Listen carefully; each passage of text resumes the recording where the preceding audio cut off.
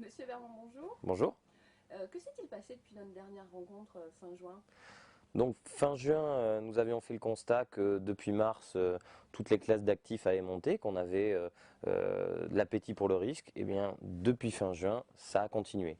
Au début de l'été, on a eu un petit semblant de consolidation, mais force est de constater que les indices boursiers ont continué leur hausse, les matières premières pas toutes, mais ont également continué leur hausse. Les monnaies les plus risquées ont continué leur hausse. Donc globalement, on a un retour pour l'appétit pour le risque. Ça s'est traduit comment? Ça s'est traduit quand même sur le CAC 40 par exemple, par une hausse depuis les plus bas de plus de 50%. Puisque aujourd'hui on est à peu près à l'heure où je vous parle, à peu près à 3800 points. On est depuis le début de l'année à peu près à plus 18%. Donc on a un fort retour de l'appétit pour le risque. D'accord. Et comment cela s'est-il traduit dans votre gestion au quotidien? Bah, comme vous l'avez pu le constater lors de notre dernière interview en juin, on était assez prudent, c'est-à-dire qu'on voulait prendre cette hausse, mais il y avait encore, je dirais, des nuages à l'horizon, donc on faisait attention. Donc ce qu'on a fait, c'est qu'on a très bien participé à cette hausse, puisqu'on était sur une allocation à peu près, on va dire, 100% en unité de compte. Donc sans prendre en compte le fonds euro, on était à 60% en actions et après en obligataire et en stratégie d'arbitrage.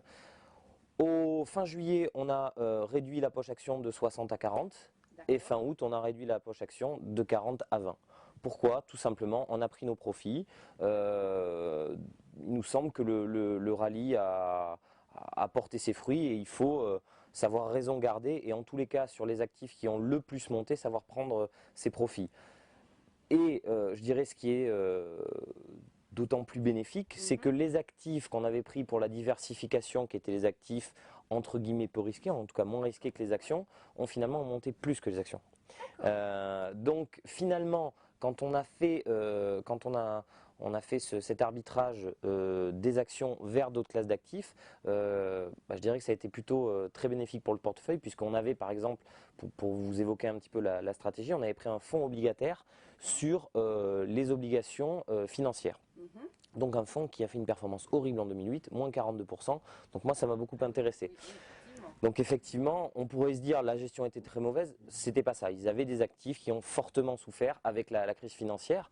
Mais rappelons-nous qu'on était, hier ou avant-hier, c'était l'anniversaire de la chute de Lehman Brothers. Donc il y a un an, ça allait très mal, mais une fois que la crise systémique était passée, une fois qu'on se disait les banques ne peuvent plus faire faillite, en tous les cas les grandes banques, moi il m'a semblé très intéressant d'investir sur ce genre d'OPCVM, de support. On est sur ce support à quasiment plus 35% depuis le début de l'année. Donc en 2008, moins 42 et aujourd'hui plus 35. Tout à fait, et comparé à un CAC 40 qui fait plus 18. Oui, effectivement. Donc effectivement, ça a apporté beaucoup de performance au portefeuille. Pour vous dire à peu près, on est à plus 12, plus 13 depuis le 26 mai, donc depuis le démarrage de notre collaboration avec Eparnissimo, sur un actif 100% en UC. Donc on est globalement très content. Et du fait, c'est pour ça qu'on a réduit la partie action pour également réduire le risque. D'accord, parce que donc vous pensez que cette hausse va être durable ou Bah, je vous ai déjà un peu donné la réponse quelque part. C'est vrai que il faut bien discerner le court terme et le moyen terme.